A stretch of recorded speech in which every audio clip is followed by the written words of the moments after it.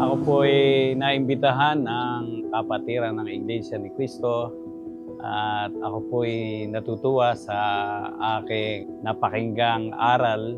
Lahat ng sinabi ng tagapagsalita ay hango lahat sa Biblia ang kanyang tinalakay. Sinasang-ayunan ko po ang pagrarally ng Iglesia ni Cristo. Magandang layunin na ito'y sa ikabubuti ng mamamayang hindi lang taga Maysulao kung hindi sa buong Pilipinas.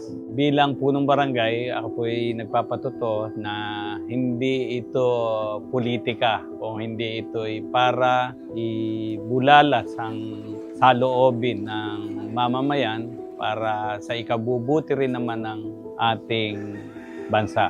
Sa narinig ko po kanina at talaga namang totoo, para maging mabuti ang bansa, una, dapat ay mahusay ang pinuno, maging maayos ang kanyang pamamahala.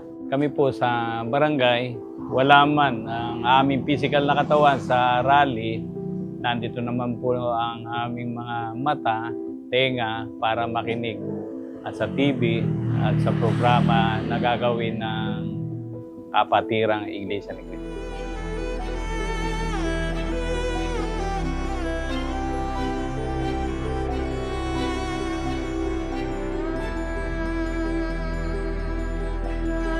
Nais ko pong magpasalamat sa kapatid na Eduardo Manalo sa kanyang magandang layunin para sa mamamayan at sa buong Pilipinas.